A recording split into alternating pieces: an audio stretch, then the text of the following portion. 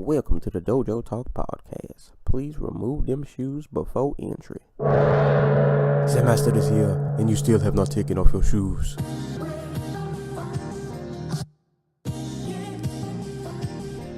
Yeah.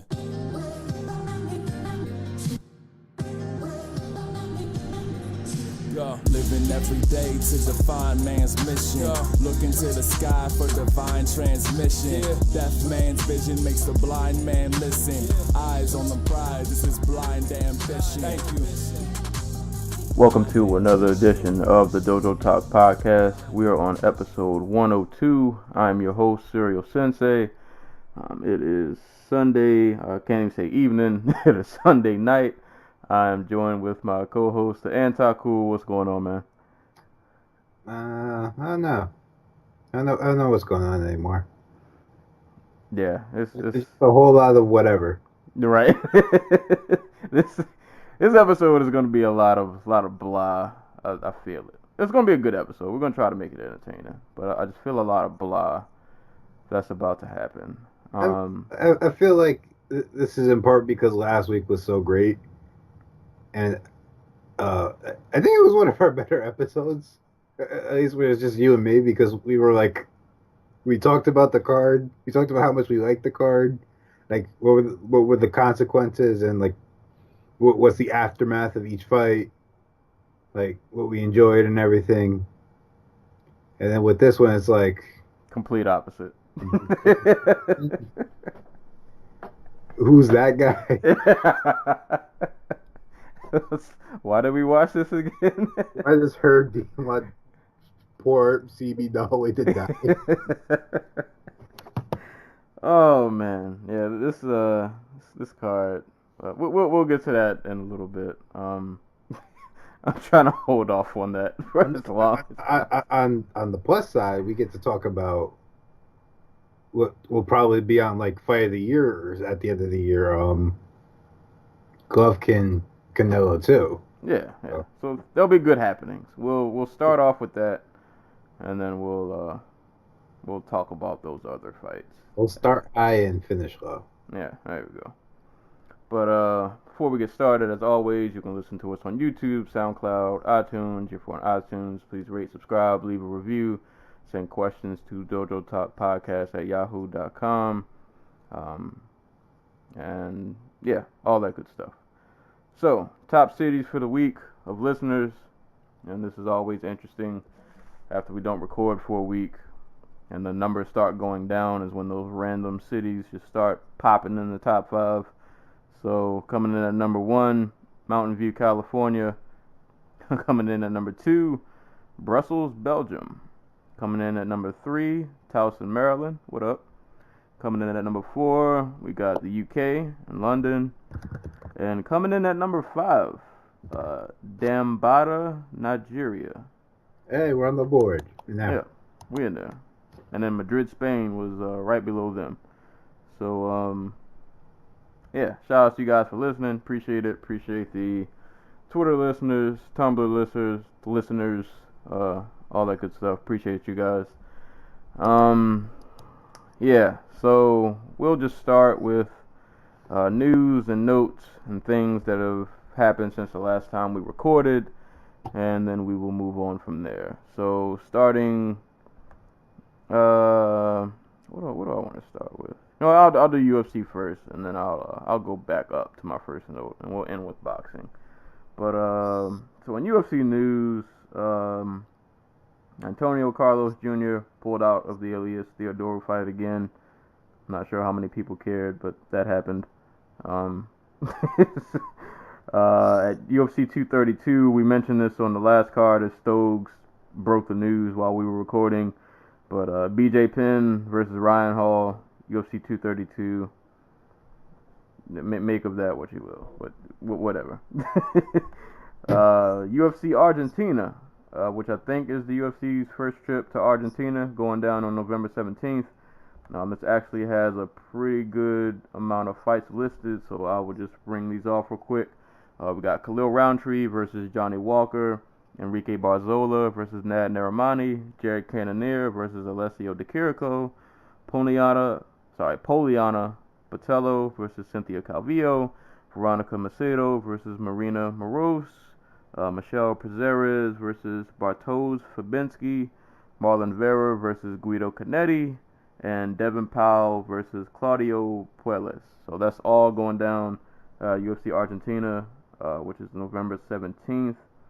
I think that's all I have for UFC news. Outside of the UFC, Aung Lasong will be defending his middleweight title on the next one card, which goes down. I don't know if it's the next one card, but he'll be defending his middleweight title at the One Championship event on October 26th against Muhammad Karaki. I'm not sure who Muhammad is. I think he's undefeated, but I'm not too sure about him. But that's going down. Lyoto Machida will be making his Bellator debut against Rafael Carvalho on December 15th in Hawaii. And speaking of Hawaii, Bellator, that card is their first card in Hawaii. Also on that card, I'm not sure if this is the headliner. I would assume it is, but I'm not sure. But Alima Leigh McFarland will be defending her belt against Valerie Letourneau, so it'll also be on the Hawaii card. Also in Bellator news, Brennan Ward withdrew from the Andre Falaho fight at Bellator 207. He says he just plans to retire, so that's the thing. Lorenz Larkin will be fighting Eric Silva, also at Bellator 207. This will be a welterweight Grand Prix alternate fight. Not even really sure what that means, but that's going down. Karate Combat is headed to New York, September 27th. I'm sorry. Yeah. So if you're in the Big Apple on September 27th, you can go watch Karate Combat. I'm not sure which venue this is at. Wait, are they still doing the invite only thing though? Oh, that might be true. All right, so maybe you can't go. Which means they're basically just spitting out money. It's all right. But either way, it's gonna be in New York on the 27th. I didn't write down the names, but they had a full card listed of the fights. I forgot to mention there was another piece of UFC news I forgot. Fabricio Verdum suspended 2 years for anti-doping violation. Mark Hunt went off on him about that. I don't know if you guys saw the clip, but he had some very unfriendly things to say about Verdum. And I guess this is the biggest news of the week. Allegedly, by the end of 2018, we'll have a Floyd Mayweather and Manny Pacquiao rematch. Amazing. Yeah. Titillating. Wow. Yeah. I don't know if yeah. The people on their Instagram seemed really happy about it. It has to count for something, right? I mean, and so this part about it is Manny Pacquiao is suing Top Rank. I can't remember. I think they owe him money or something, and he's no longer with HBO. So there is literally nothing stopping this fight from happening. Unless Pacquiao... And the thing is, Pacquiao is apparently, like, not good with his money because he takes care of, like, 300 people. Like, friends and family and shit. So there is every chance in the world that he is actually, like, ass out broke right now. And just to keep in mind, like, 2018, there's only 4 months left. Yeah. So if this fight is really going to happen by the end of 2018, this might be like a Christmas gift. Or maybe in November, sometime in the fall, but... This is Krampus coming to your house and beating your ass with it. Yeah, I might watch. I'll probably watch it, but am I rushing to the TV to watch it? No. Am I paying to watch it? No, definitely not. That is definitely no-go. Don't. Oh, yeah. I mean, let's be real. The money team isn't listening to us. Yeah. No. Oh man. Yeah. But yeah, that's gonna be a thing. And also I didn't write this down, but I saw it. There's a poster out for Tito and Chuck 3. So It looks like you walked in the room at like the wrong time because they're like giving you the side eye. This fight is getting closer and closer to becoming Joke's on us. This is the main event for UFC MSG. Oh boy, I can't even make fun of that big fight because I'm watching it. Like I know I'm gonna watch it. Yeah, Yeah. you're damn right you will. We're all gonna watch. Oh yeah, we're all suffering together. Yeah, all of you, if you're listening to this podcast right now, you're watching too. You will be. One, you have no choice. Yeah. Like, let's be real. Like we've all sat through BJ Penn just existing for the past like 6 like, and you sat there and you took it, and you're gonna take this. Yeah. And you know what? You're not gonna enjoy it, but you're gonna sit there and watch every second of it. Yep. And then you'll scream and cuss afterwards, but you're gonna sit through You say, Oscar De La Hoya, why did you do this to me? This is my worst nightmare come to life. I mean, if all those fails, you get Gleason Tibau on the same card, so you know. I mean, no one's getting hurt in that fight. But yeah, Chuck and Tito 3. That's going down. So yeah, that's pretty much it for news, at least that I caught. In terms of other fights that happened, LFA had an event on Friday, which I did not get a chance to watch, so I can't comment on it. But I'll tell you guys to watch it anyway because LFA normally puts on pretty good cards. And shout out to LFA because they're about to have their 50th card pretty soon, which is crazy. Like, they put out an insane amount of events in a short amount of time. So they're coming up on 50 cards. Glory 58 went down, I think that, not yesterday. I think that was like the day before yesterday, on the 14th. Yeah, Friday. That was headlined by Alex Pereira and Simon Marcus for the middleweight title. Alex Pereira won. I don't want to see these two fight anymore. Tough. There's only like 5. Like, I think it's clear Alex Pereira has his number. Yeah, I don't think we need to see these two fight anymore. But that went down, and actually, you know what? I won't mention the other fight on that card because I will save that for my shout out, actually. So, but Glory 58 went down, and actually, if you have, it was on ESPN. Some of it was on Fight Pass, I think. So you can go back and watch some of those fights. Look like a pretty decent card from the small bits and pieces I did get to see. So give that a look if you haven't already. Yeah, that's about it for fight happenings.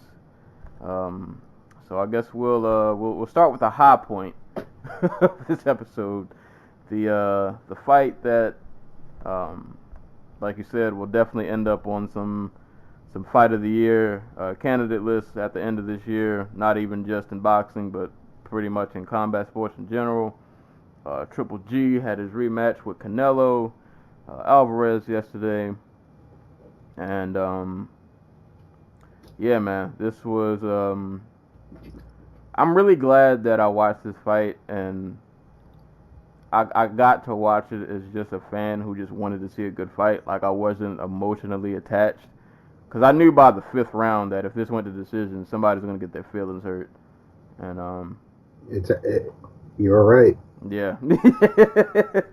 I mean, I did, going into the fight, I picked Triple G to win.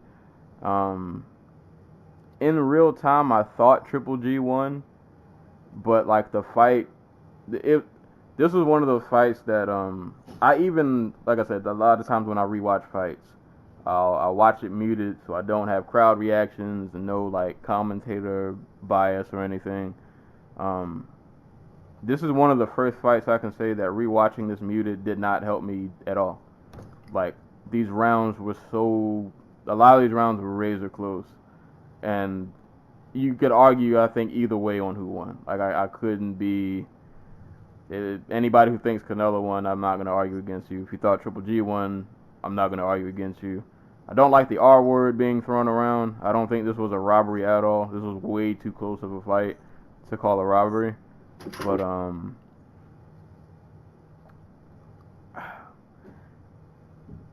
yeah, man, I don't even know how to. It was just like an amazing fight. Canelo really impressed me in like the first. Well, I'm gonna say just the first half. Throughout the whole fight, both of them did, but Canelo really put the pressure on him. Well, was not expecting that. He was walking him down. He was constantly in Triple G's face.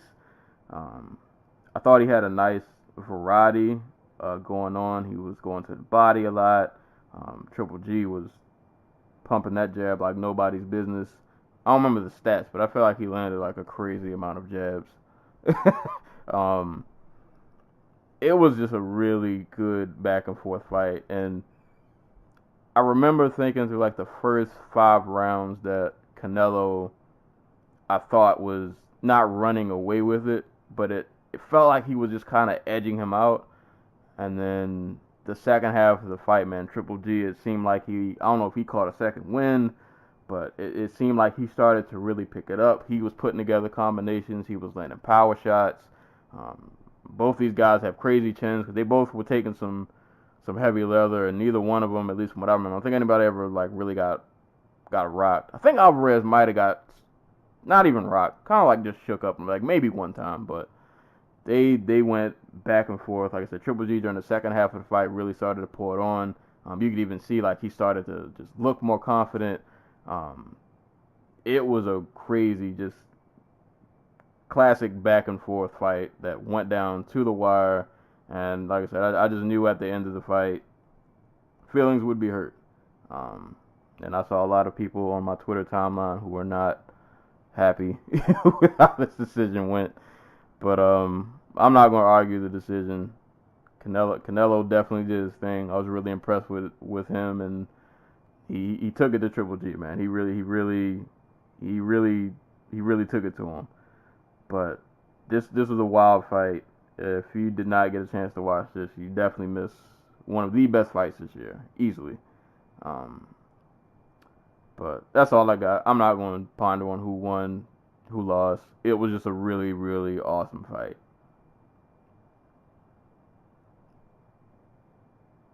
I think my co-host died. Sorry, I muted my mic because people were screaming at me. I was one of the people who thought Golovkin won the first fight. I thought that was pretty clear. I expect him to come out and do the same because I expected Canelo to, again, just stop fighting for like 5 rounds. Because that's what he did in the first round. Like, after the first few rounds, he stopped. He just stopped throwing, basically. And that's how Golovkin fought his way into that fight. But it was a little similar here. But instead, Canelo came out early. He took the initiative. He took the center of the ring. Did a great job of just forcing Golovkin to fight off the back foot. Had a fantastic where he would slip to the inside and just hit with the left hook, either up top or to the body. The commentators were talking about how Golovkin wasn't, throwing body punches like he did in the first fight, which I really think is why Canelo stopped throwing so much in the middle rounds of that first one. And I think that's... really? Sorry about that. A large part of the first fight was Golovkin just putting Canelo against the ring, the ropes, and just going to town on his body, just throwing as many body punches as he could get in there. And Canelo, realizing that, was just like, no, I'm going to take the center of the ring. I'm going to set the pace, and I'm going to, force Golovkin to, try to like bend down and attack me that way. And he's faster than Golovkin, both like hand speed and foot speed. So it made sense. If you take the center of the ring, he's just not going to be able to pile on punches like he did. And we saw that like after the third round, he decided, you know what, I'm gonna just stick with the jab and use that to open up my power punches as I move left and right. So just really smart boxing, really good boxing. Just a smart fight from both guys, and I don't have a problem with the decision. It could have gone either way. TBH, I had to draw the first time I watched it. Watched it again this morning. I thought Golovkin won more of the early rounds than I previously thought he did, but I'm not mad about it. You know, too many swing rounds. I hope they do it again. Yeah, I think this warrants a trilogy. Like, I say run it back 4 times if you can. Like, Golovkin is 36. This should be an easier fight for Canelo the more they do it. Like, I think if they were to rematch again, like a year from now, it'd just be an easier win for Canelo as opposed to like this competitive back and forth fight. But if they can get 1 or 2 more fights out of this like rivalry, I'm all for it because boxing really needs rivalries and big fights. And this is this should be noted. This is the last fight on both of their HBO contracts. So they're going to be next time they fight. It's going to be on Showtime, ESPN, DAZN. I feel stupid saying DAZN.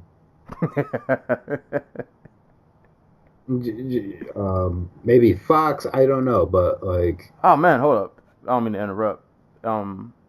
We should probably subscribe to that this month, right? Don't have a free trial because isn't like a Bellator card or something? Right. There's a Bellator card. And I want to say there's a Joshua fight. Ah, okay. All right. So. I could be wrong about that though. We'll have to sign up for the free DAZN experience. This is what happens when you live like combat sports 1 week at a time. You just forget what's coming up. Yeah, next week, Anthony Joshua versus Alexander Povetkin on DAZN, I think.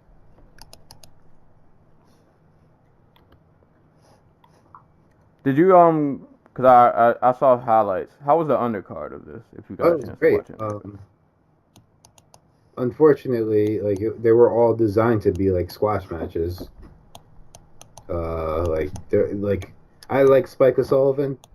For those who don't know, Spike O'Sullivan, dude who probably shouldn't be wearing a world title. Irish guy. Best known for beating Antoine Douglas back on, I can't even remember what card that was. The Billy Joe Saunders, David Lemieux card. Really fucked Douglas up. That was like literally one of the worst. Like that was a career-ending like KO. It was just like Douglas stopped seeing the punches coming. At a certain point, it was just clear that he just couldn't see what was in front of him anymore. And Sullivan ended up beating him, taking a couple of like lesser titles for it. Came back out. His next, he was so when the original Golovkin Canelo rematch fight fell apart, so O'Sullivan was supposed to be the replacement. He was supposed to fight. I can't remember. I think it was Canelo. I think he was supposed to fight Canelo. He ended up declining the fight. I think they offered him like $100,000 or something, which is probably more than he's ever made. But he's like, you know what? If I just hold off and keep winning, I can ask for a bigger paycheck. But he ended up fighting David Lemieux on this card and got knocked out in the first round on just a savage left hook. While he was landing he landed like a pinpoint jab to Lemieux's like the left side of Lemieux's face, and Lemieux just countered it with a left hook from hell. And then Chocolatito Gonzalez fought on the undercard and stopped Moises Fuentes in the 5th round. And the commentary team could not stop mentioning that Fuentes was like fighting so he could get a 3rd car so he could drive Uber more. So that's probably not a good look when you're on pay-per-view. You know? Yep. Oh, and just one last dude. What's his kid's name? The 21-year-old Mexican kid. Jaime Munguia. I'm just gonna pretend I pronounced that right.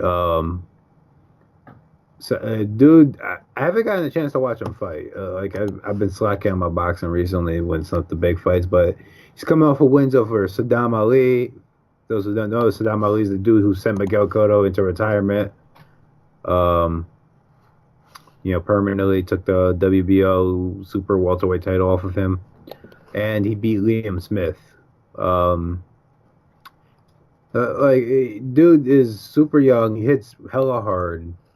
Like, he's fun to watch. He's like 31-0. Definitely a guy worth paying attention to. So the undercard was fun. Yeah, I remember seeing I saw a KO. Somebody got KO. Somebody got their soul taken. I just couldn't remember who it was. It was probably everybody. I saw somebody depart to the other side, but yeah, that Fuentes KO was savage. Like you that's what was his name? Was it Chocolito? Yeah, Chocolatito. Yeah. I think that was the one I saw. Yeah, that guy did crumbles, and like Chocolatito immediately gets down to his knees and motions for the referee to take the mouth guard out because he knows Fuentes is just out. And like the referee's just like still waving off the fight. Oh yeah, there was no need to that guy didn't make it. Yeah, that was a casualty. But yeah, that seemed like a really good night of fight. Like I said, I didn't get a chance to watch the undercard, but Triple G and Canelo, I'm all for a trilogy. Or is there a word for a fourth fight? Is there a term for that? Quadrilogy. In a series. Wait. Trilogy before. There's got to be a term for this. But yeah, man, if they do a fourth, I'm all for it because, like I said, the fight was just razor close. So yeah, I'm all for it. But a piece of news I actually did forget to mention that I did not write down. Tetralogy. I don't like that. Tetralogy. Who says that?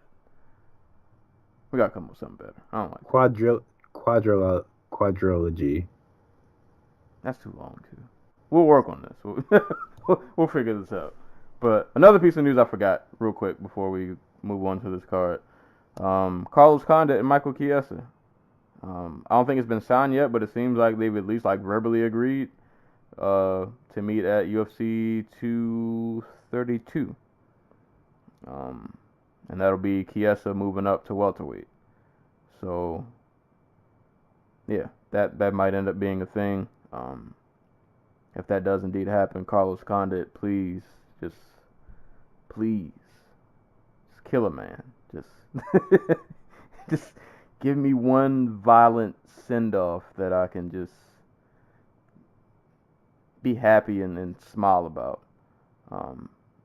But we'll see. That looks like that might be a thing. So hopefully it does. Maybe Carlos Condit can get his proper send-off and right off to the sunset with a win. Hopefully, but likely we'll see how that goes. But yeah, that's pretty much it for fight news and. Speaking of Michael Chiesa, did you mention that he's suing Conor McGregor? Oh yeah. Hey man, go get your money. Hey, dude, everybody on that bus should have sued Conor McGregor. Hey man, according to Thug Rose, she's still scared to come outside. I don't know if she's suing, but well, if you're gonna sue, you gotta come outside. So. Dude, what's his name? Trevor Whitman tried to joke about her with it, and like according to her, she had like a complete like episode about it. Jesus. Yeah, no. Like, Rose been through a lot in her young life, so.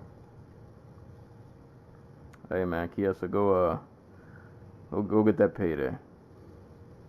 Bring all that mental distress and some of that UFC 229 money. There you go. I like how they wait. I'm not sure if this was just like a good timing or whatever. I like how they waited till right before his big ass payday. Hey.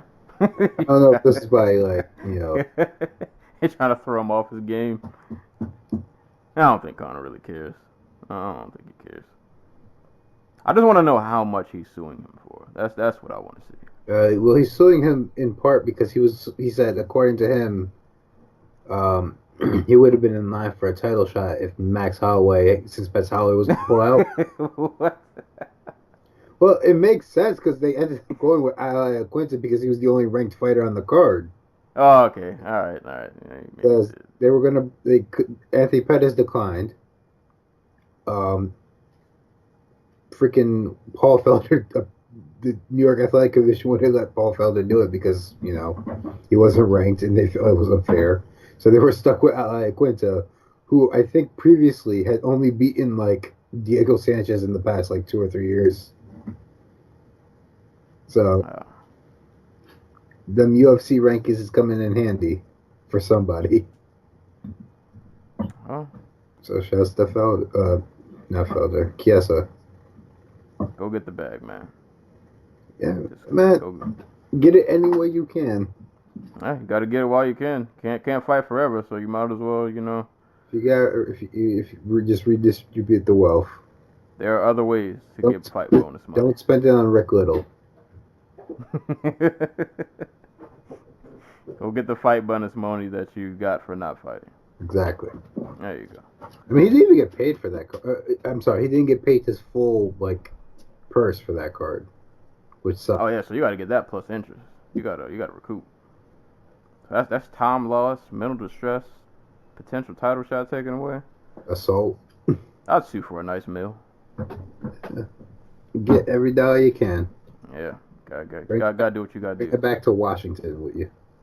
I just hope his lawyer is competent. There's no way Conor that walks away without paying a lot of money. Didn't Ray Borg seriously get hurt in that though? Wasn't he the one who had glass fly in his eye? Yeah, he was he had to get pulled from the car because they were worried he might go blind. He's the one who needs the. I think that just all the shit with his kid stopped him. It's just Oh yeah. I don't want more trouble right now. I just need to focus on my family and getting ready to fight Joseph Benavidez. No, yeah, which great, all the power to him. I would have sued the shit out of him. Oh yeah, Conor. Well, I mean, hopefully, I haven't heard anything about his kid. Last I heard, he had to have some kind of surgery. He had to have another surgery. The what you call it that they put on his brain didn't hold. Oh. Well, hopefully that turns out well, and his kid gets back to 100% health. And once he gets back to health, sue him. Yeah, I don't know what the what you call it on these types of things are. The statute of limitations. That is true. I mean, it has to be years, I think.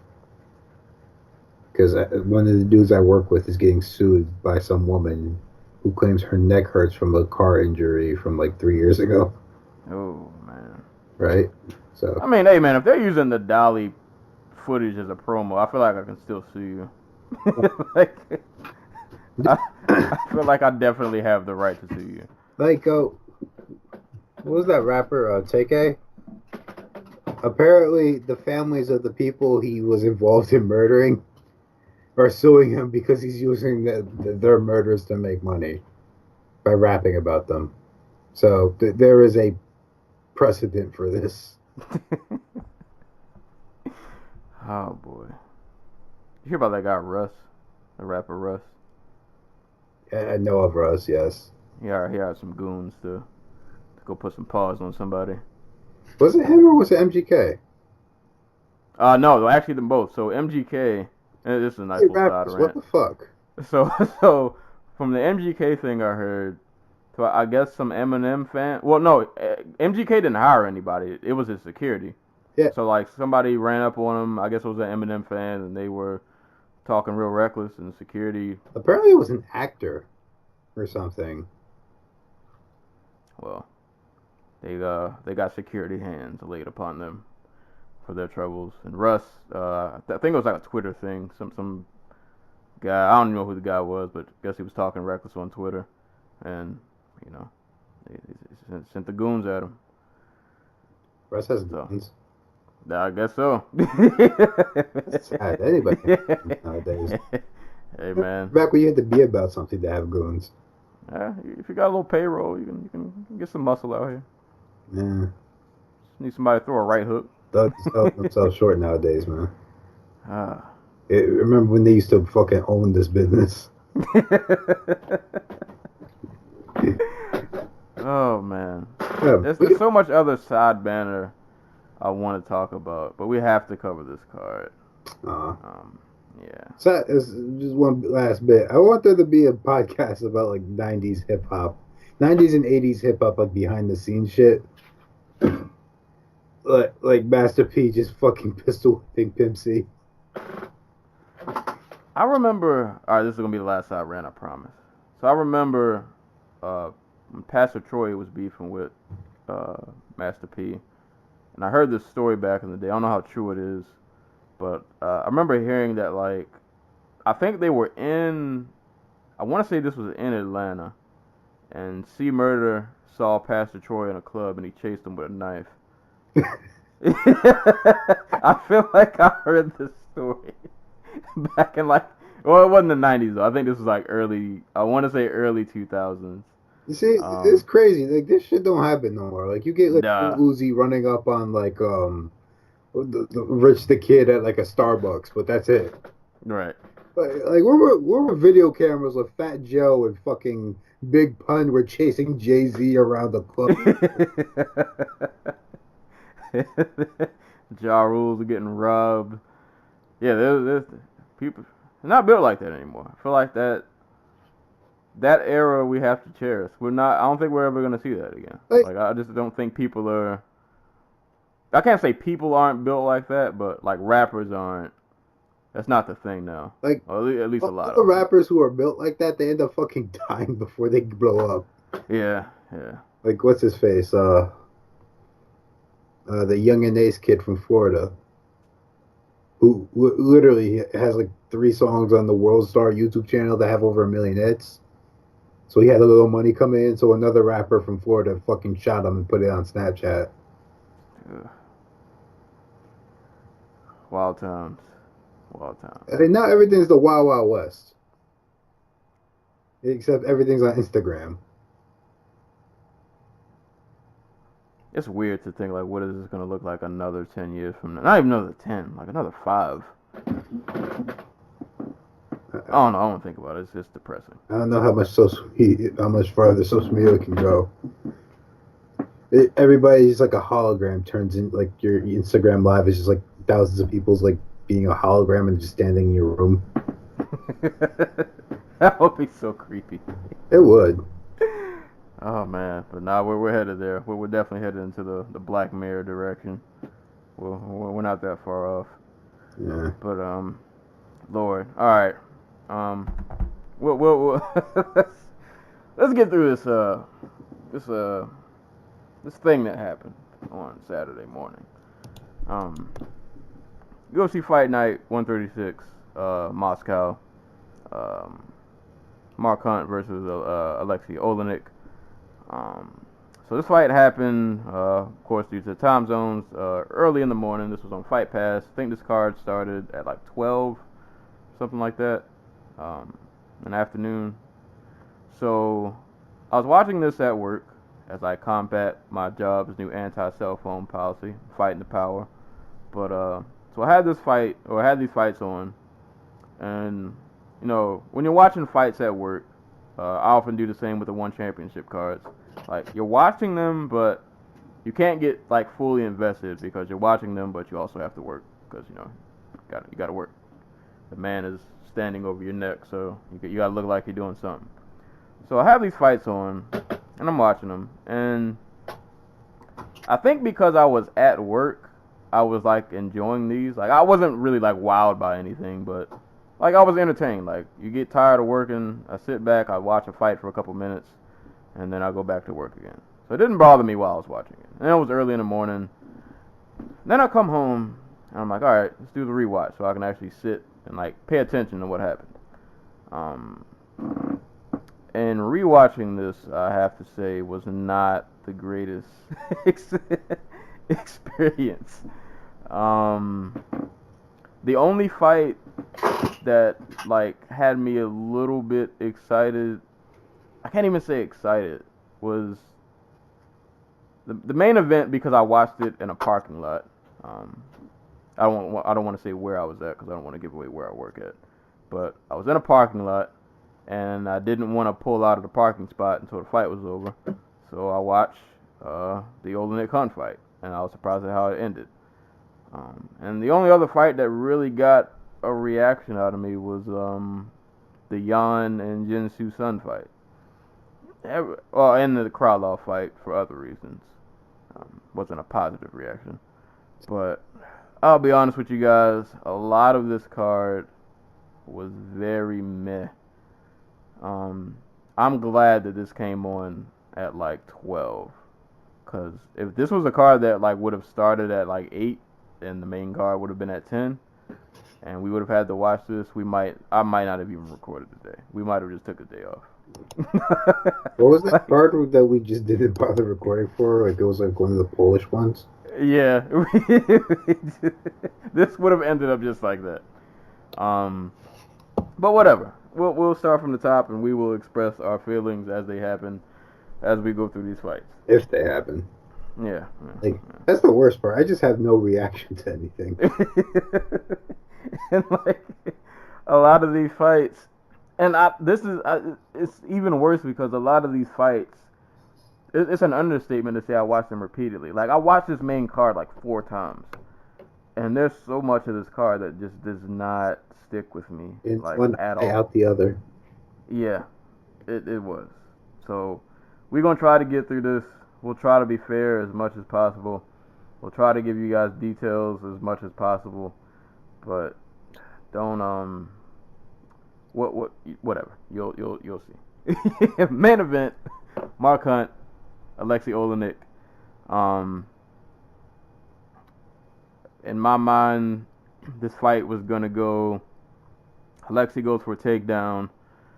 Alexei goes for a takedown. He doesn't get it. Hunt catches him with like an uppercut, and he does. And we get a nice walk-off KO, and we all go home happy. That did not happen. Mark Hunt had a pretty decent game plan. He was throwing leg kicks, which I feel like immediately from like the very first one he threw, you could tell Oleynik was not. He did not like those at all. He was limping. It got pretty bad. Hunt was staying on the outside. He was avoiding takedowns. There was a sign of trouble I knew in this fight when Hunt caught Oleynik with a right hand pretty flush. And Oleynik kind of just ate it. And when I saw that, I was like, oh. I mean, I know only, you're not going to eat a lot of Mark Hunt punches. But the fact that he just kind of ate that on the chin really well, I was like, oh man, this might not be so good. Like if he can walk through one of these and just kind of stumble into a takedown, this fight might not go so well.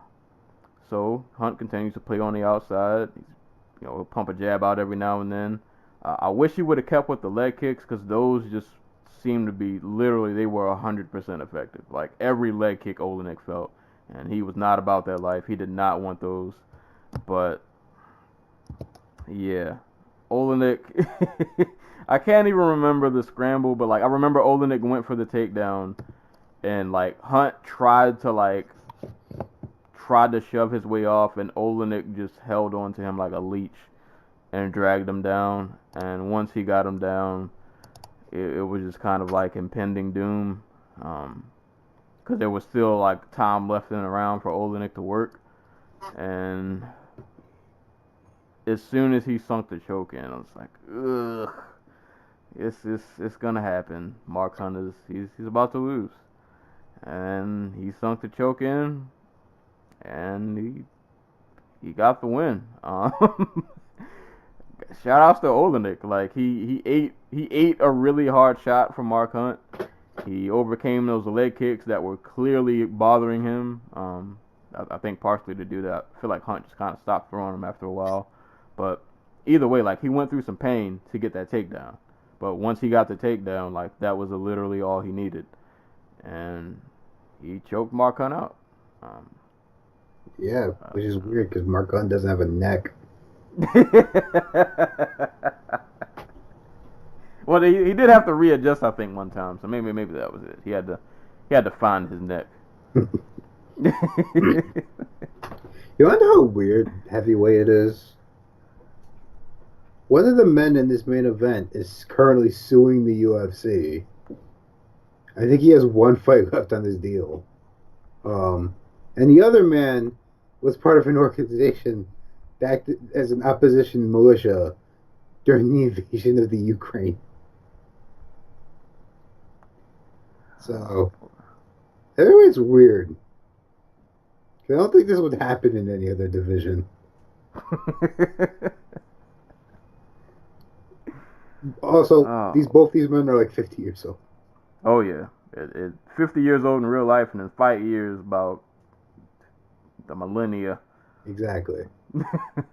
But yeah, no. Oleynik cracks Mark Hunt with a punch, which I did not expect. Takes him down, which I guess I expected, and then chokes him out, which I did not expect because again, Mark Hunt does not have a neck. Like he just seems like one of those dudes who's impervious to like getting choked. Like I'm sure he's been he's been submitted before. I don't know if he's been choked. Let's see.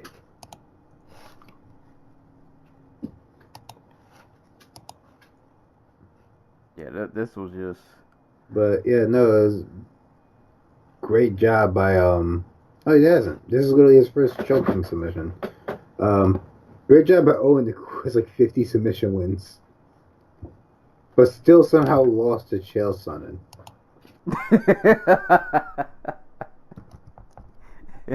You gotta go to Bellator and run that one back, homie. Really? You can't have that on your record. No. Oh man. Like, I don't even know what the fuck to say. It's just like Mark Hunt's getting old. He's finally getting old.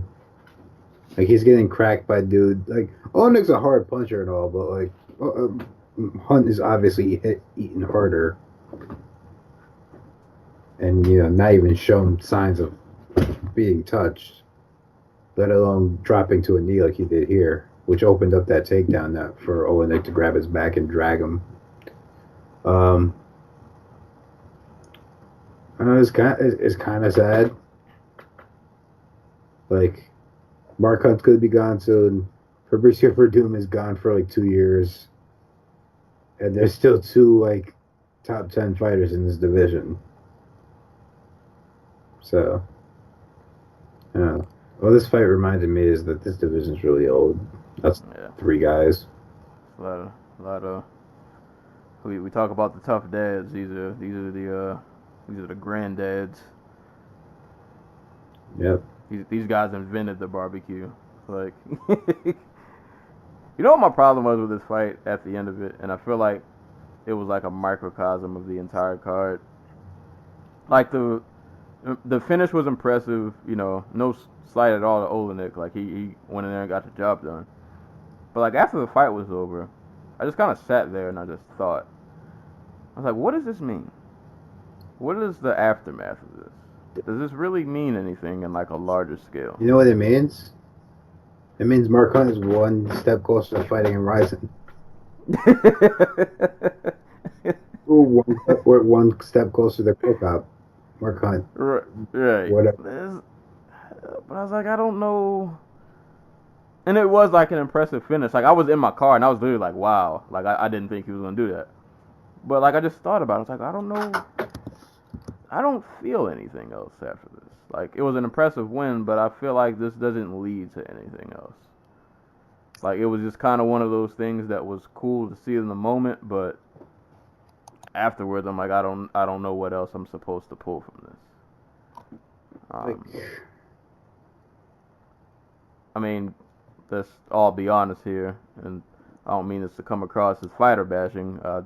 Try to walk that line, but do we see Oleynik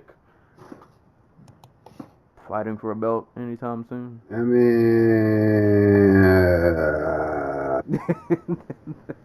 why not?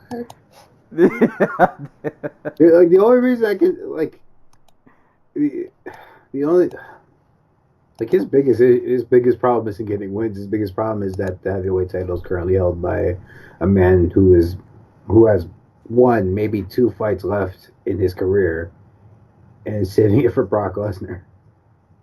Right. So, like that's the only thing. Like he's 1, 2, 3, 4, 5, 6-2 in the UFC. He's got like he doesn't have like Mark Hunt is his biggest win yet. Like I don't know, like I can see him just freaking getting a title shot because why the hell not? You know, There's the lack of bodies. And like other old guys will be departing, and if he can keep himself around, maybe he can just squeamish his wound. Just, like are you telling me he can't submit Alexander Volkov? Like you telling me he can't submit Derek or at least take Derek Lewis down and make his life miserable? Possibly. Like Curtis Blades is just a nightmarish matchup for him and basically everybody in this division. Like the JDS and Overeem fights would be tough for him, but like I could see him beating Overeem. I could see him knocking out Overeem. That's the sad I think part. the UFC is going to match him in a way where they're going to like, okay, this guy's in line for the title. Let's give him a fight that he can win. No. Do I think that this fight puts him on that trajectory? No. But like I get what you're saying because this feels like nothing. Yeah. This feels like another test of Mark Hunt. Like, can he actually stop a takedown and stop being submitted? But I don't know. with you, I feel a little. But either way, Oleynik got it done. He found Mark Hunt's neck, so that's got to count for something. Count for that extra 50 G's he probably got. Oh, he didn't get any. Wax sauce. Either way, and I don't want to make it a slight to Oleynik. He went in there, he got the job done. And it's like, I don't want to give Russia any more of my money. So, shout out to Oleynik, man. He did what he had to do. Co-main event: Jan Blachowicz and Nikita Krylov. My God, I was excited for this fight. Krylov back. I was like, What has he learned? yeah. And the answer was nothing. Like he got caught in another Von Flue situation and kept holding on to the head while Blachowicz was swinging around the side control. And the only reason he didn't get submitted again is because Blachowicz didn't realize he had the Von Flue choke locked in if he wanted it. So this fight. You know what I'm surprised about? I'm surprised so many people thought it would be a striking match. I was one of those people. What? Like Nikita Krylov's whole thing is that he's a bad grappler who likes to bad grapple. That is like people remember him for like the Wall Harris knockout, but like that was his MO. He was a dude submitting other dudes who were like 0-0 while he was like 16-2 with a Kimura that looked like he had learned it yesterday. I was hoping this would be a striking match, and I mean Krylov started off good. He was working the outside, he was working his kicks. He got a takedown in the first round, but then he did something that really bothers me when I see fighters do. Like it's like everybody has this itch to go for a guillotine that doesn't exist. Like you go for the choke, and it's like, bro, you're not gonna. That's not gonna happen. Like they were wrestling on the ground for a bit. I think Jan had hit a switch or something. He was getting back up, and Krylov like sprawled or something, and he grabbed his neck. I was like, bro, you're not gonna get that guillotine. Can't tell Krylov that. Krylov has 14 submission wins. But it's like the positioning just wasn't good. It just didn't know what look. that means. It's just everything about that guillotine was like, why are you doing this? And yeah, so I can't remember even how the first round ended, but I think Jan was starting to take the second half of that first round, and then in the second round, they're back on the ground. Jan is just in full control at this point. It's not looking good for Krylov at all. And he gets arm triangle choked for his problems. Like all the way on the side too. Like I don't even think Jan like disengaged with him. Like I think he was just like on his side, like it was like his back. It just had his arm and neck locked up. It was really bizarre. Yeah, it was. God, it's been so long, like wondering, like why did they let go of Krylov? When is he coming back? And then he comes back, and then this happened. And then you remember why we all laughed at him when he got signed. And he pretended like he was undefeated, but he wasn't. He had lost twice before he got to UFC. God. But I mean, I guess I can say for this fight though, at least in terms of like aftermath and storyline, this does put Jan on a 4-fight win streak. That's Devin Clark, Jared Cannonier, Manoa, and of course Krylov. So I mean, at 205, that I guess that says something. Like I guess you got to start throwing his name. And that I feel like he's like in that similar position where Oezdemir was when he had his little streak going. Like he's in that pile now, I guess. Of that why not? Yeah. At this point, he's there. He's definitely there. So, I mean, if anything else, and he's earned it. Like I think his last few performances have been pretty good. Like it looks like he's been improving. So. Shout out to Jan. He's in that title contender bunch now at 205. You got to start throwing his name in there. He's definitely earned it. As for Krylov, better luck next time, I guess. Basically. Yeah. So that was the co-main event. But shout out to Jan though. He did what he got to do. So we have a new contender at 205 for whatever that's worth. Moving on, Shamil Abdurakhimov and Andrei Arlovsky. All I can say about this fight is that it was a heavyweight fight. It was a heavyweight grappling match. Yeah. So, moving on. Yeah, I was gonna say not a ton to dissect. Oh, okay, we didn't mention Shamil won by decision. You know what we should mention? Why was Andrei Arlovsky allowed to fight with his nose looking like he already lost? I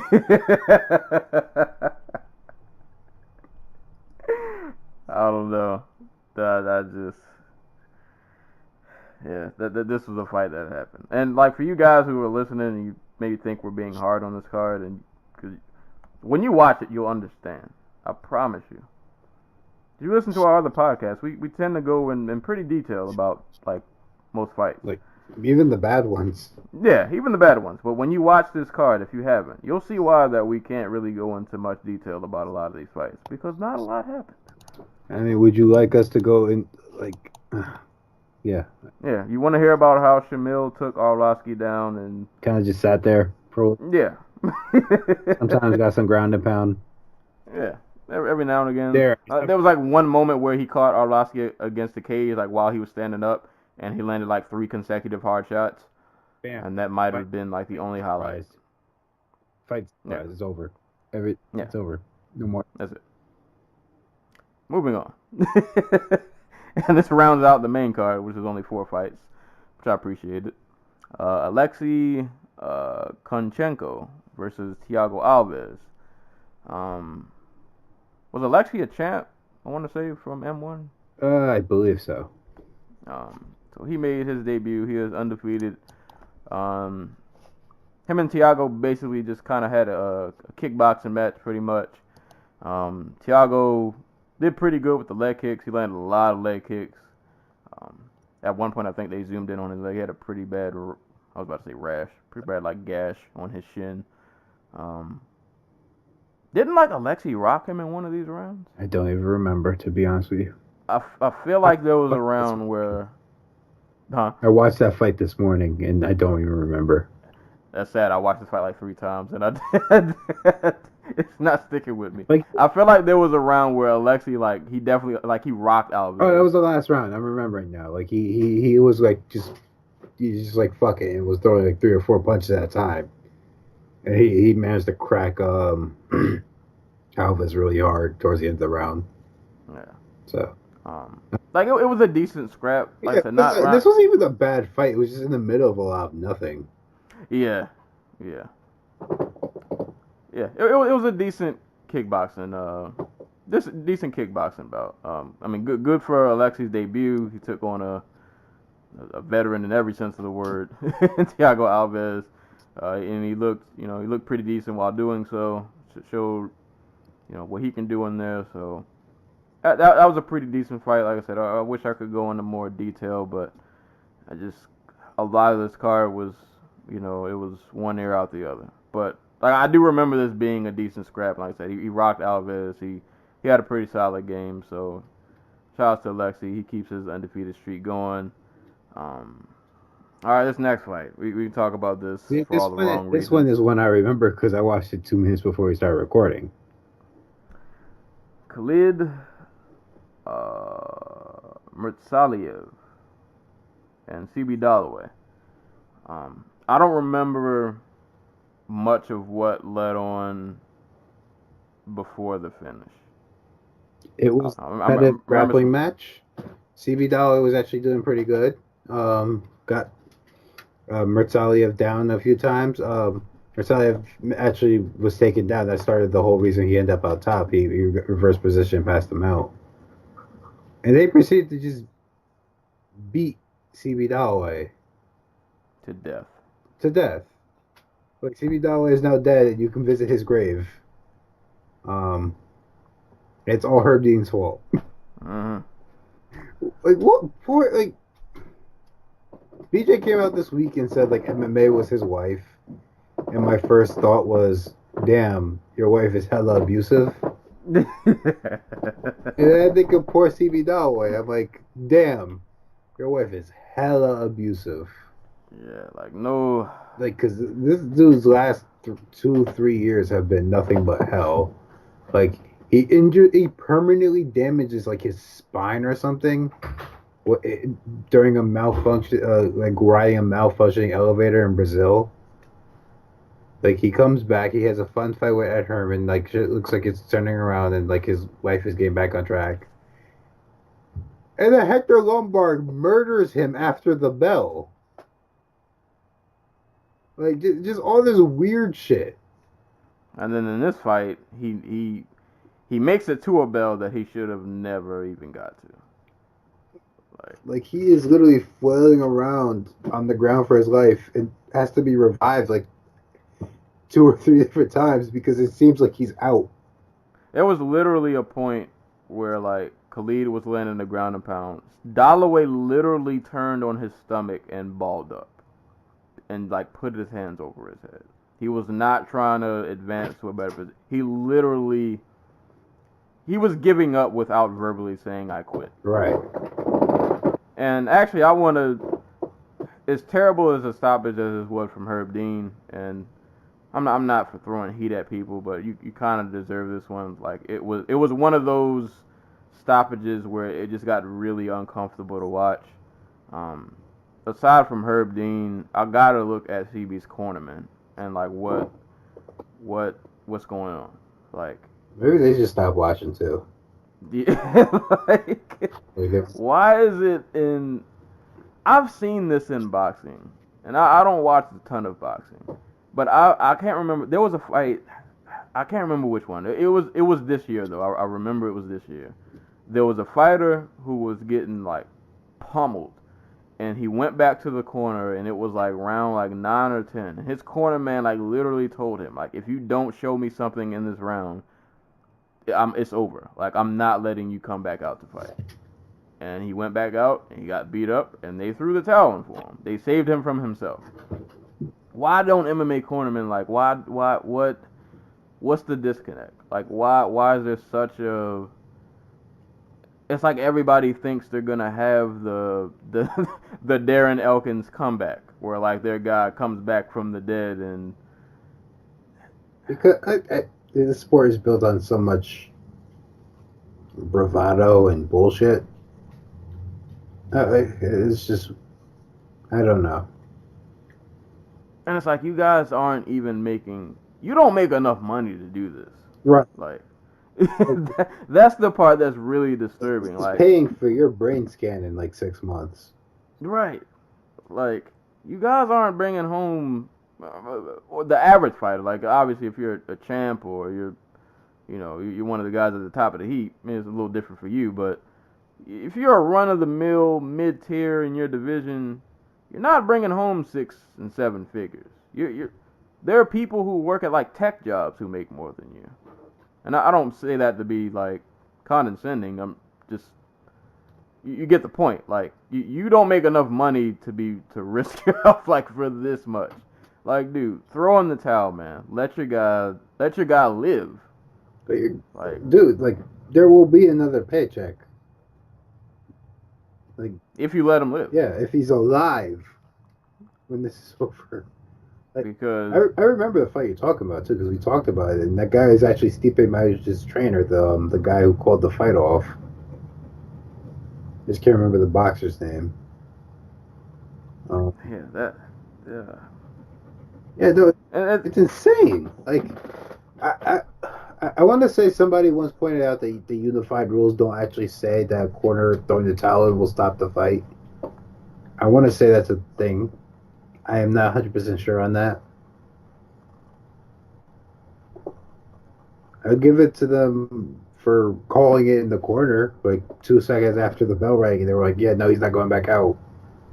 But other than and like didn't Herb tell him like after the bell, like, if you don't get up, I'm not gonna let you fight. It's like Herb, he died 30 seconds ago, bro. like he died, they came back, and like, what the fuck were you watching? Yeah, like I don't think that warning is way too late. Yeah, the saving grace was Murtazaliev, like was just like kind of crazy with it. And he wasn't actually hitting CB on the head every time he threw, though he did hit him in the back of the head like 6 times. Oh god. Was this the fight that Khalid landed? Was this the fight with the body kick? Yes. Yeah, Yeah, that was a nasty left left body kick that he landed. And it kind of sucks because I feel like the controversy takes away from Khalid's win because it's like this was his UFC debut.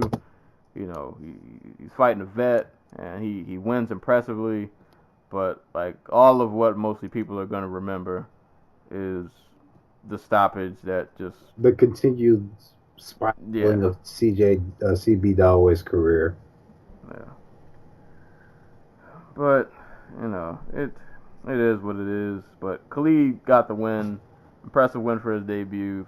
Unfortunate it had to be surrounded by this, but this is this sport, unfortunately, sometimes.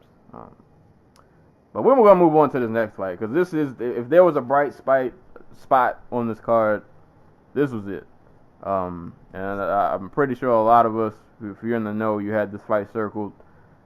Peter Yan, Jinsu Sun. This fight was awesome. This was the one fight on this card that like brought a smile to my face and just I was the MMA gods gave us one. They gave us one on this card. They gave us one. I gotta first just give all props to Jin. This man is a wild a wild individual. I've never seen somebody smile so many times during a fight while getting punched in the face, and he wants all the smoke. Jin He really does. He wanted all the smoke. Like, There's a man who was smiling while he was getting punched. oh yeah, Not like immediately after. Like, I mean, like in the process of being punched, his head is getting turned all the way around, and he's still smiling. like Jan, and I gotta give Jan credit too because if you watch Jan in ABC, like he's a very violent gentleman. Like he's all about the violence. And I felt like this was one of those fights where like he was landing a lot of good shots on Jin, and Jin was not going away like at all. And I felt like this was one of those fights where he could have just got angry and started just wailing punches to try to get this guy out of there. But he kept pretty composed during the whole fight. He picked the shots really well. When he threw combinations, they were really effective. I just felt like he didn't like lose himself in the fight because Jin was he was all with the smoke. I felt like he just kind of wanted to brawl. He was just out there fighting just to fight. Like I think he's just one of those dudes who's just kind of born to do this. Like this is just what he does. But Jan, I think, stayed within himself, didn't get dragged into too crazy of a brawl. But this was just a really fun fight. Like if you're a Jan fan, you got to see, what Jan does. If you didn't know who Jin was, I wasn't familiar with who Jin was. You got a chance to see a madman, and it was just awesome. The dude is just smiling and bleeding and just throwing punches, and he's loving it, and I'm loving it, and I think everybody in that stadium was happy. Can you imagine if Doo Choi had like sons like Chin? Being it's made of like paper plates. Where was Jin at? I gotta look and see. What organization was he from? He was in Deep. One of Korean Zombies boys. Yeah. I can think that like their entrance into getting into their gym is just like you have to get beat up by everybody in the gym, and if you're still able to stand afterwards, you think you're allowed to come in. Man, Korean Zombie was in his corner, literally like yelling at him. I, of course, couldn't understand it, but he was like, "Eat those punches! Eat those fucking punches!" I mean, this dude's only 25. I hope he stays around, man. It's fun as fuck. Like, strong, big for the big, decent size for the division. It's just like big. Has a nice jab. Probably should have thrown it more. But yeah, no, Jan just A+ boxing. Just amazing combination thrower. Had he landed any of those punches on anybody else in this division, they probably would have ended. Yeah, they would have done it. Oh yeah, man, he is man, oh man. I'm gonna say if we could just do this now and get this over with, can we just do Jan versus Duke and Wah? Fuck that. Let's just make that a thing. Let's just we need to make that happen. We need to capitalize on prime violence while it's here. Yeah. I mean, because I feel like eventually these two are gonna meet eventually, so we might as well just get it over with. I mean, I think Jan fucking murders him. Yeah, see that the Duke and Wall we saw in this last fight was not. I just don't think he is I don't know if it's the weight cut and like he's just not being able to put on muscle or whatever, but like he just doesn't like have the physicality for what this division has for him. Because like Jimmy Rivera is a physical dude, John Lineker and now Jermaine Sterling are physical dudes.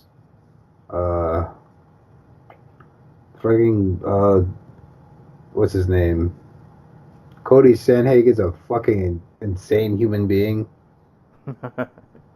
The dude Sterling just be Stamen is a strong ass dude. Like these are dudes who are going to physically just be in your face and just mess with your day. Like I don't like Duke and Wall. I think we better start going up to 45. I mean, which would fit him. He was a dual champ, and was that Bama? Is that where he's from? Yeah. Yeah. Or like all the other Bama champions. I want to see that fight though. But no, if he went to 45, then that would be dope. Also, wherever he goes, he'll bring violence with him.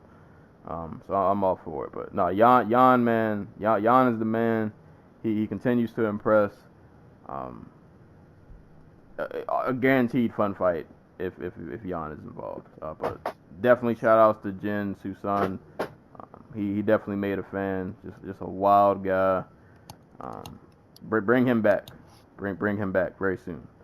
So that was the bright spot. So thank you, Peter Yan and Jin Susan, for letting me smile on a card that did not bring many smiles. Right. Moving on to fights that didn't bring a lot of smiles. Rustam Kabalov and Kajan Johnson. Was it Cajun? I can't remember. I think it's Kajan because he said Cajun wasn't the right way to say his name. Oh yeah, all right. John Johnson, unfortunately, Kabalov did not land any suplexes. There were no slams to the head. I'll be honest, aside from like some kickboxing, I don't remember much of this fight in detail. Johnson fought really good. This wasn't like a bad fight. It was just like a slow, methodical fight. Just like a lot of really nice head kicks from Johnson. Like he would set them up, get Khabibulov to duck into them. Like if it hadn't been for Khabibulov like slipping his glove in at the last second, he probably would have knocked him out with one of them. Like it was just like a typical Khabibulov fight, except a little bit better because Johnson was actually in it. Like up until the last round where he got taken down for the final time.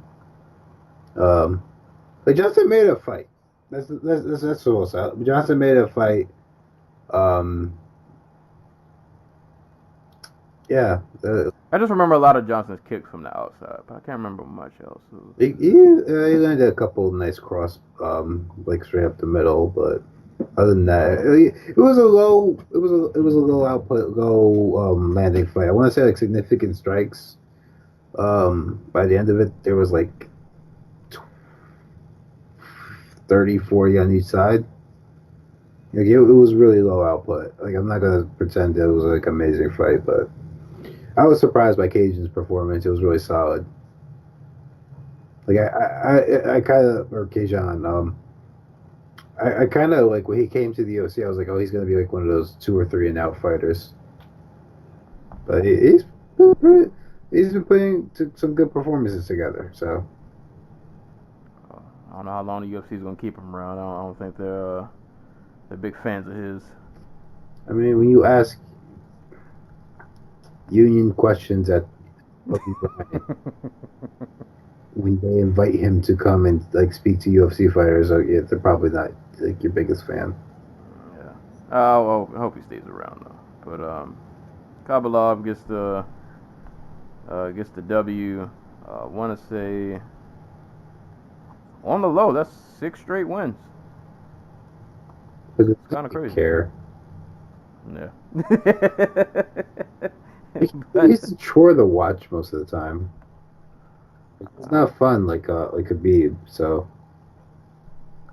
well, for what it's worth, he's getting W. So, I'm shouts to him. best thing than to being fun. So, God, this next fight I don't remember a ton of either. Mairbek, Taisumov, and Desmond Green. I'm surprised Des Green was allowed to leave the country. Yeah, they didn't. Whatever happened with that? I have no idea. For those who don't know, Des Green was in a car accident and was presumed to be the actual like reason for the car accident.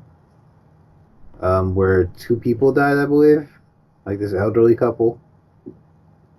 Yeah, and this was like 3 weeks ago. Yeah, this was not long ago at all. So, but I'm kind of curious where that all went to. But I can say, even though Des Green lost, I have liked within like at least like this fight, and I want to say maybe his last 2 might have just been his last one. One of the things I felt like he always struggled with, like even pre-UFC when he was in Bellator, he's not a great like output guy. Right. And I feel like he's picking up a little bit. Like in this fight he definitely engaged more. It wasn't the most exciting fight in the world, but like he seemed more willing to throw. He was more willing to engage and be in the fight than just kind of sit around and just kind of hope something happened. I don't remember this fight. Unfortunately, that's a running thing through a lot of these fights. I don't remember in a ton of detail. But I just kind of remember that, like, Des Green was at least a bit more active. But the thing with Des Green is, like, his striking is, like, it's decent, but he's not... It's not his bread and butter. It should be his bread and butter. Yeah. It's there, but it's not great. And, he got in basically a kickboxing match. I think he went for a few takedowns. I don't even know if think he really got any, but Merabek was just able to better him on the feet, just literally just sheer being a better striker, technique-wise, power-wise, because Des Green isn't, he's not going to wow you with knockout power or anything like that. And, Merabek just, via just being a better striker in general, was just able to win this fight and get a decision. Basically. Yep. Yeah. not a ton to dissect there. And that makes it, I guess for what it's worth again, I think that's 6 straight for Merabek. Until the dude's able to fight in the U.S., this is just where we're going to see him. Yeah. I feel like that's unfortunately a lot of guys' stories. They just kind of get relegated to fighting in their own little backyards, and that's kind of the only time we get to see them. But I feel bad about this next fight because it apparently ended with a head kick and punches, and I do not remember at all. Magomed Ankalaev and Marcin Petrino. Wait. I would think I would remember a fight that landed with a head. Oh, you know what? I think this was the fight. I think this was the fight where I hope I'm not mixing this up with another one. He rocked Petrino, and he threw a head kick, and Petrino blocked the head kick and still got knocked down. I want to say this was that fight. Where he caught Petrino with a right, and then he threw a head kick, and Petrino blocked it, and the force of the kick just still knocked him down, and then he ate some punches, and I think the ref just jumped in. I think you're right. Yeah, I think this was that fight. The leg kick was the head kick was just that strong that even with him blocking it, it didn't matter. He still got knocked down, and then he ate some ground and pound, and that was it. Well, I remember the left he threw before the kick that rocked him. And then what's his name? Pachinov, Pachinio, kind of stumbled around, and then when he got back up, Ankalaev just kind of threw the head kick. He just threw him on the ground. So, yeah, I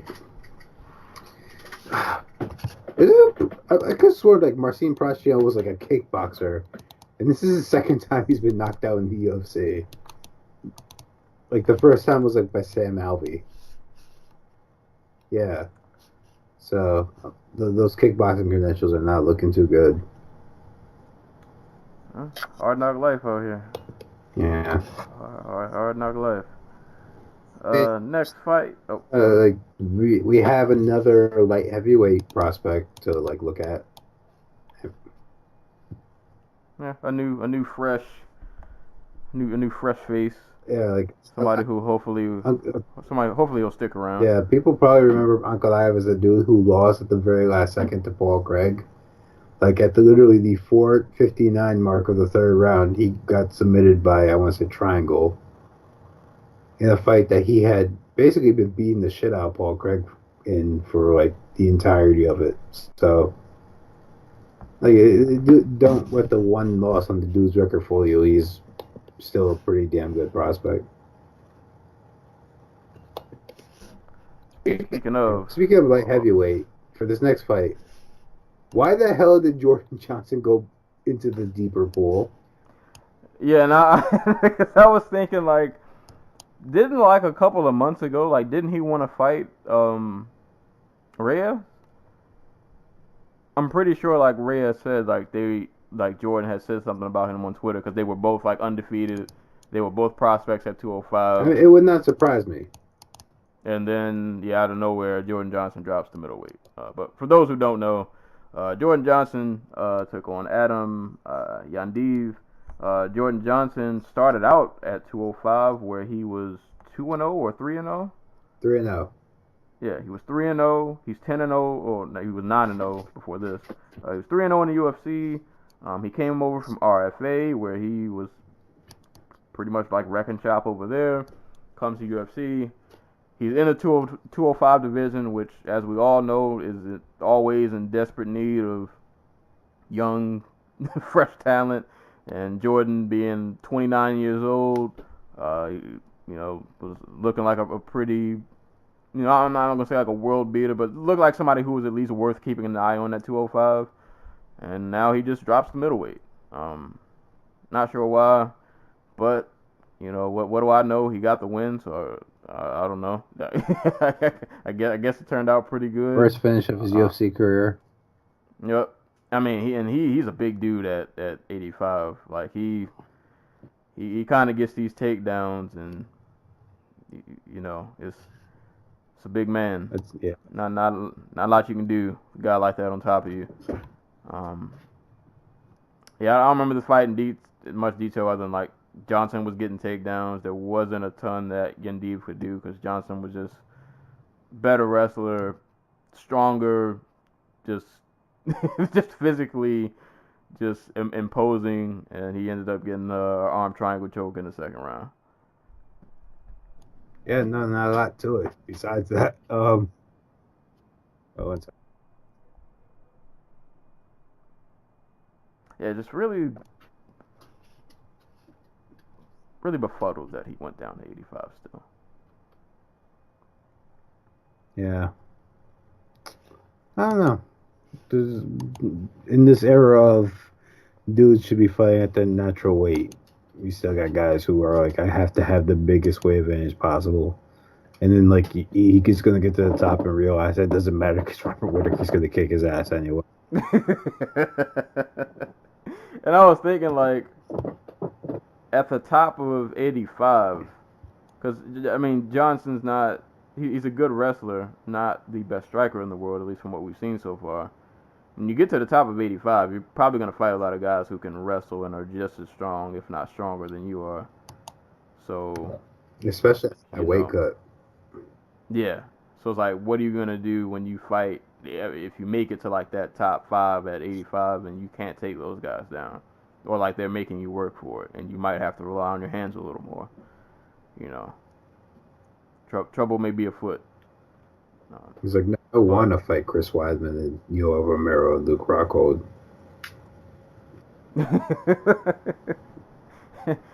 You know what's crazy though? I feel like he's gonna be one of those guys. He'll fight at 85. He might have a couple of good fights. He'll probably ring off a couple of good wins. But that weight cut, well, I don't know. He didn't mention it being a problem, so maybe it isn't. Maybe he's fine. But I feel like we'll see him at 205 again. Probably. Yeah, he'll be back up there. But either way, man, he got the win at 85. He got in pretty dominant fashion, so we'll see what he does at 85.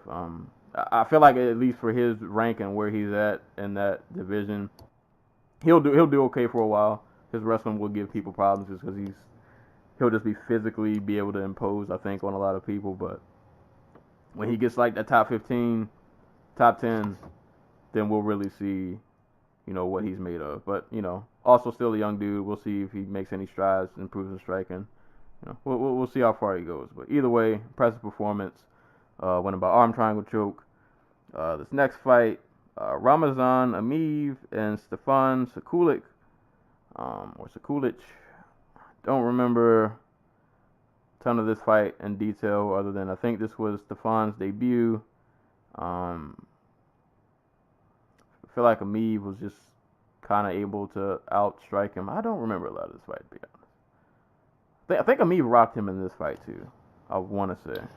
This is where I literally just shut down and can't remember anything.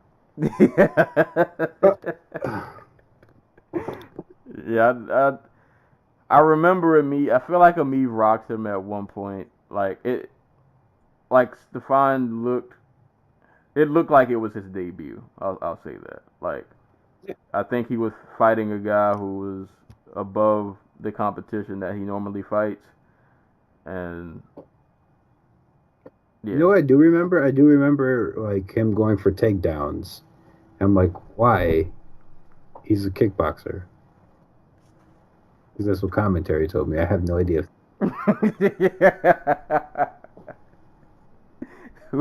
Who knows? Who knows what happened? But yeah, Ameev got the decision win.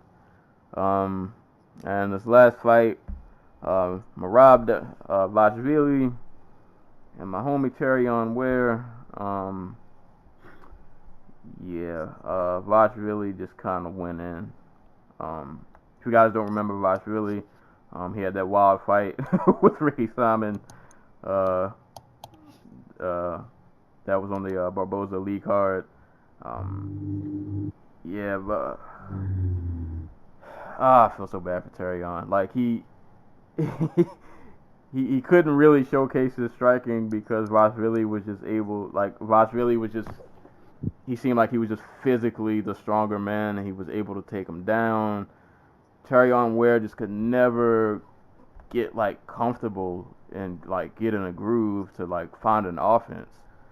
Like it seemed like anytime he tried to get anything off, or he looked like maybe he was about to string something together, Vashvili was just in his face, taking him down, beating him up. Terrion just kind of got beat up on. He just kind of couldn't. He just couldn't get anything off, man. Like Vashvili was just in his face the entire time. So that's 4 straight losses for Terrion. I think it's 4 straight. I hope I'm not lying. I feel so bad for Ware. Yeah, he came. Yeah, that's 4 straight. He debuted against Stamen, then he fought O'Malley, then he fought Dukenwa, and then he got Vashvili. And that's like that's a lot of solid competition. But that goes to show you, like, a lot of these lighter weight classes from lightweight down, even the guys who aren't in the top 15, they're still really good. Like, they're still really, really solid competition. I mean, and Terrion himself is a really, solid fighter, and he came in, man, and it just, you can't even say like he got fed to the wolves, but because ranking wise he fought people, I guess you could say, who were somewhat around where he would be ranked at if rankings went past the top 15. But he's basically been like done the job that the UFC wanted him to do. He's come in and pushed some of their prospects. Like, he gave Stamen a tough fight. He gave Dukenwa a tough fight. He gave O'Malley a tough fight. Like not tough in the sense that they were in danger of losing, but like tough in the sense that they had to work for the win.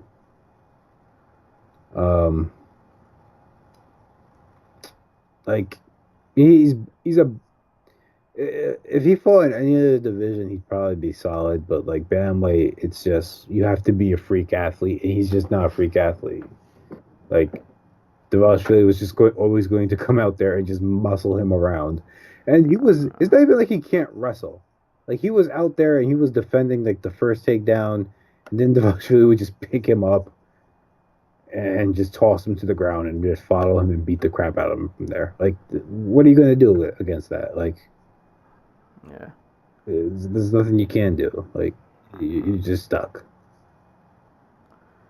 Yeah, it was just one of those. But props to Vashvili. He went out there and he just physically imposed his will and just inserts himself at another one of those guys at bantamweight, fresh face, but a guy who looks like he's pretty talented. And he finally gets a win after dropping that controversial split decision to what's his face, Frankie Saenz, and then get then his last one where he got choked the hell out. Yeah, so but bantamweight's fun though, man. There are a lot of good guys at bantamweight, man. There's so many. Like I said, from 1 all the way down to like 15, down to like 30. There are a lot of good fighters, man. And Vashvili is only 27, so who knows like what his ceiling is and how far he can go. But a lot of good fighters at bantamweight, man. That's slowly becoming just a really, really deep division of just killers in every direction. But yeah, that was UFC Moscow. I feel like if you watch this card in real time, like if you started your day out with this, this card probably ended around like 2 or 3 something. You had time to like go on with your day. Maybe it wasn't so bad. Maybe it was. I don't know. But yeah, if you had to like rewatch this later, this card minus literally, I mean literally a few fights. Just not a ton of substance really on this card. I would say if you didn't watch it, watch the Peter Yan fight, and watch the main event and the co-main event. That's about all I got for you. Anything else on this card, watch at your own discretion. Why would you? Huh? Why would you? Yeah. Don't. Yeah, I went to the Russian crowd. They were really into it. They were, and I think I saw that this card had a $2 million gate. Yeah. So, you know, the Russians definitely enjoyed it. They seemed like they had a blast. Moscow. Shout out to them for having a blast, because I don't know if the rest of us I don't know if the rest of us felt the same way. But yeah, I guess I saw somebody mention this earlier. Like, some people were wondering, like, this is your first trip to Russia, you would think they would stack the card more. And I saw other people saying, like, you know, they're just trying to test the waters. Well, the whole point was, like Kuchenko, or what, I can't remember the man's name. The dude who beat Malvez, Kuchenko. Yeah, Kuchenko. Like, he's a star. Like, these are people with, like, legit, like, a lot of these dudes have followings. Like, they fought in M1, or they fought in Fight Nights, or they fought in, you know, whatever local regional promotion there is around Moscow. Like, these are dudes who have, like, billionaires backing their training. Like, it doesn't matter what the UFC puts on there. Like, as long as they put on their guys, like, they're good. Yeah, they'll show up. The billionaires could, like, push the cards for them. Like, it's just what it is. Like, I'm just thinking, like, you imagine, like, they did this big a gate with, you know, obviously these guys were talented, but, you know, if you would have had a Khabib or my understanding, Khabib's like the star, though. Like, he is their version of Conor. Basically. So I'm like, if you would have had like a Khabib or even like a Makachev was on this card, or I think it shows they'll be going back to Russia. Needless to say. Right. Dude, the whole point of, like, the move to Russia apparently was just to get these banks involved, because they now have a financial bank. Like, they have an official Russia feeder league. Like, they have the backing of, like, an actual huge bank in, like, the Russian / Mongolian world. Like, I can't remember the name of the bank, but, like, they're financing the UFC's push into Russia. Like, this was, there is a reason behind what they do.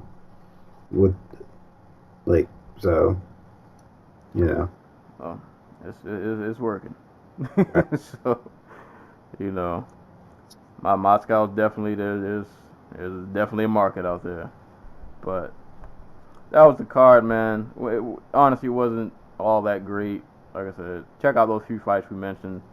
Everything else, I ain't gonna say it doesn't matter, but it does. Yeah, it doesn't matter.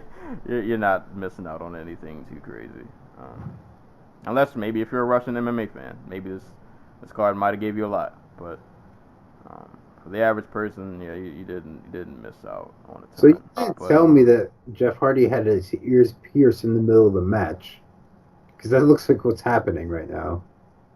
No, yeah, at the time of this recording, Hell in a Cell is going down. I don't watch wrestling really anymore, but I just saw a bunch of updates on Twitter, and Jeff Hardy just jumped from the top of the cage through a table in the middle of the ring. Like, he climbed up the inside and then tried to swing down onto Randy Orton. and landed like chest first into this table. Jeff is not going to be able to walk in like 5 years. The fact that Jeff Hardy is able to walk now is a miracle. Yeah, so Hell in a Cell is going down. Yeah. So that's about it. It's really short. For us, it's short. For other podcasts, this is normal. Yeah, it's standard. For us, it's a little short, but yeah, man, that's pretty much it for UFC Moscow. So go look at it or not look at it. But if you didn't watch Triple G and Canelo 2, definitely watch that. That was an amazing fight. So if you pull nothing else from this podcast, go give that fight a look. But Boxing's back. Yeah, it's been a lot of good, and we're not done yet. Like, I mean, because isn't Eggman and Wilder? That's this year, right? Yes. Yeah, still got that. That's gonna be all kinds of. I forgot to look up because I was gonna look up what the big remaining cards of this year is gonna be. That's gonna be fun. But I do want to say real quick, I'm very excited for next week. I'm gonna cut you off right there. I know what you're gonna say. I too am excited for Little Nog versus Sam Alvey. I mean, if that fight isn't enough to wake you up out of the bed that morning, I don't know what else you're asking for. Like, if one of them KOs each other, like that might be the saddest KO in the history of sports. Yeah. Next week, man, we got UFC Fight Night 137, Mano with Santos. Man, you got Mano with Santos, co-main. You got Cowboy, the real Cowboy, not Cerrone, the actual legit Cowboy, and Carlo Pedasali. The aforementioned Sam Alvey and Little Nug. You got Duke Bronx, Christos, Galagos, Francisco Trinado, Evan Dunham, my man Ryan Spann is back, Henan Barao, Andre Ewell, Sergio Moraes, and Ben Saunders. Did you hear about the dude who's replacing Bilal Muhammad in the Dos Santos fight? No. I didn't even know he got pulled. Yeah, Bilal got I don't know. I think he got injured or something. But I heard somebody saying on Twitter I get that, but why the fuck is Zaleski Dos Santos fighting on Fight Pass? Yeah, that's a problem. But I am excited to see Olivia Renato Souza, who will be on this card fighting Alex Chambers. What were you gonna say about the Luigi dude? Yeah, so somebody was saying on Twitter, I don't know what his record is, but it's looking like he's gonna get killed. Yeah, he's 7-0, and he's fought one dude who has a winning record, and he was 6-2. Yeah. He comes from Constrictor Fight Team. You remember what's his face? The two Brazilian dudes who had like the big inflated records, and everybody was really excited about them. Lord. Oh wait, no, I'm thinking of Astro. Never mind. He's on the Ronnie Yaya Fight Team. Well, Godspeed and good luck to you, sir. You will need it. Why the? Yeah, that's so bull. Just put him on TV. Let him freaking murder somebody on TV. Yeah, Zaleski should not be on prelims. Like, especially on this card. He's like on a 5-fight winning streak. Yeah, and there are plenty of people on this card he can replace and be on TV. Plenty. Yeah, he should be above freaking Cowboy. Maybe it's just because they're embarrassed that this Luigi dude's just gonna get murdered. Like, I don't know. Yeah, I don't know, but he's gonna do work. But Livia Renata Souza coming over from Invicta. She's gonna be on this card against Alex Chambers. I'm excited to see how she does. I've been watching her in Invicta for a while. She's been putting in work over there pretty much since she's been there. Only loss in Invicta was a split decision to Angela Hill. So excited to see her. And mainly I'm excited for this card because that starts my vacation from work. And I'll get to start my vacation with fights. I'm pretty excited about that. But so those are the cards that coming up. So we will go on to parting shots and shout outs. There's so much randomness that happened this week that I can't even cover it all. Do I have a shot? Do I want to be petty?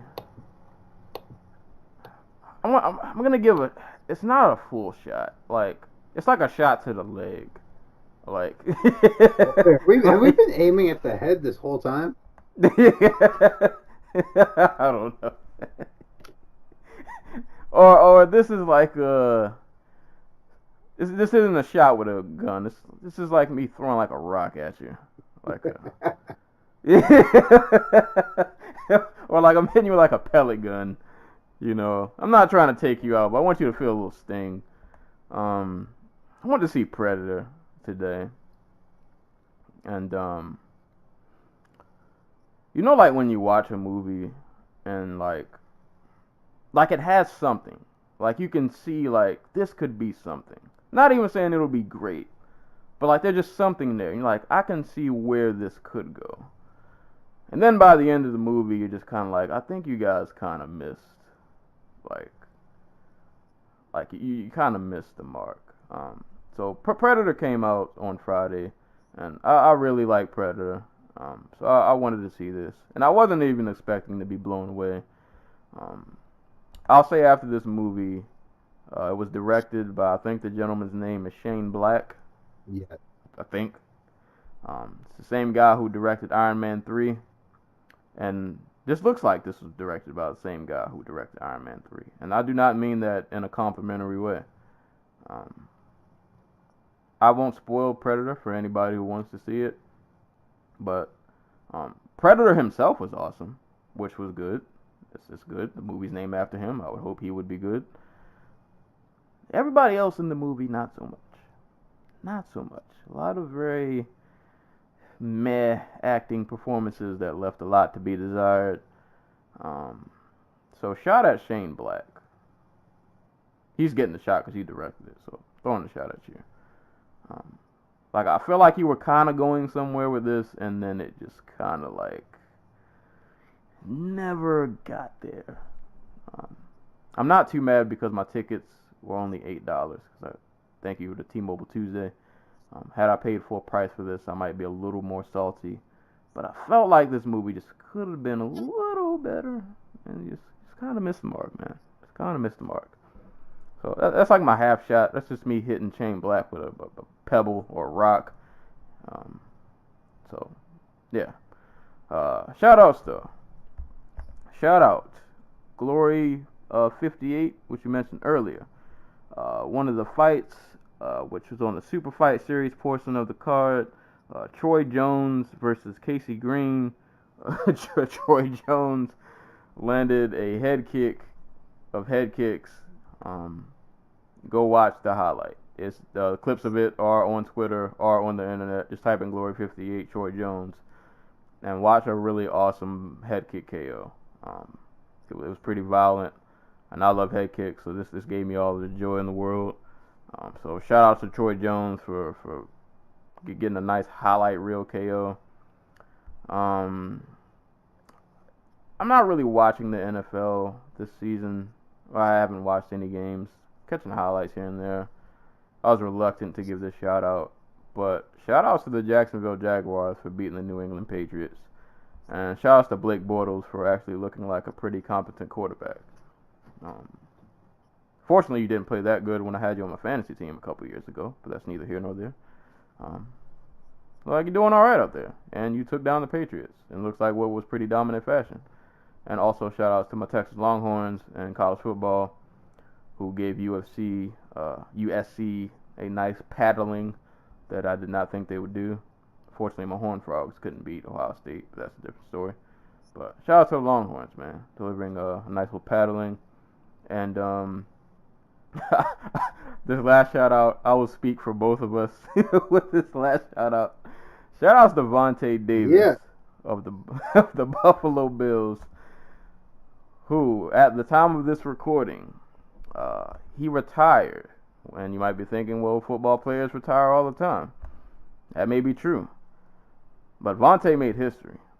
because to my knowledge, there's never been a player in the history, not of just football, but of any sport, who retired at halftime. He literally, at halftime, they said he decided he was not coming out to play the rest of the game, and he put on his street clothes, and he left. I really hope he didn't tell anybody. He just left. He just left. And I want to say, from what I heard, he wasn't injured. Nothing was wrong with him. So, like, I don't want to make light of this in case something was really, like, bad happened. But to my knowledge, at the time of this recording, there was nothing wrong with him. Like, physically, he was okay. He just decided, you know what? I'm out of here. And he promptly retired at halftime. And you know what? He has all of my support as he plays for the Buffalo Bills, who are god-awful this season. If there was ever a time to retire, why not at halftime with this team that is just god-awful? So shout-outs to Vontae Davis. You, sir, are a hero. I will live vicariously through your retirement. Salutes. Just salutes, respect, admiration. I can't say enough good things about just I wish I could do that. I wish I was brave enough to just leave my job just like at lunch and just say, yo, I'm not coming back. Like, I'm out of here. I mean, brother probably has like $15 million.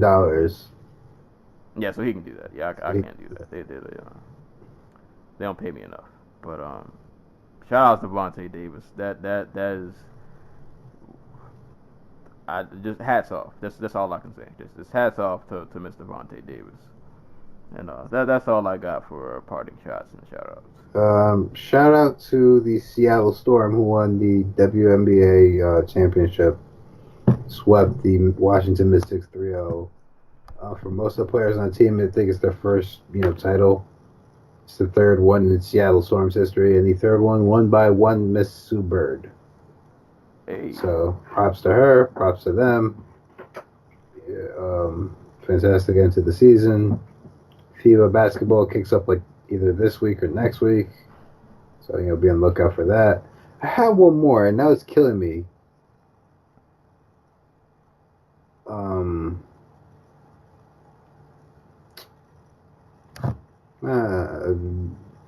Shouts to the people. Just whatever. Just shouts to the people. There we go. Always shouts to the people. Yeah. I don't think I have any other randomness to mention other than we'll be back next week for the Santos Manuel card, so that'll be going down, and I will keep you guys updated on my book rollout, which I hope to work on my vacation week. And shout out to everybody who's playing Spider-Man. That game is awesome and addictive, and I played a lot of that earlier. I can't play it. This is the one game I've been making time. I've somehow. News. Last minute news. What about the UFC Sao Paulo main event? Jimmy Manuwa no longer in the main event. Jesus Christ! 6 minutes. 20 minutes ago. Pulls out of the fight.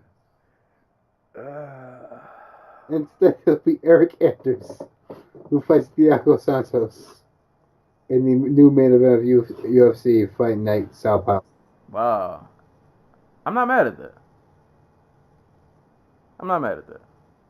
Though I really would have rather see Santos and Manuwa. I'm not mad at that. This card is fucking cursed.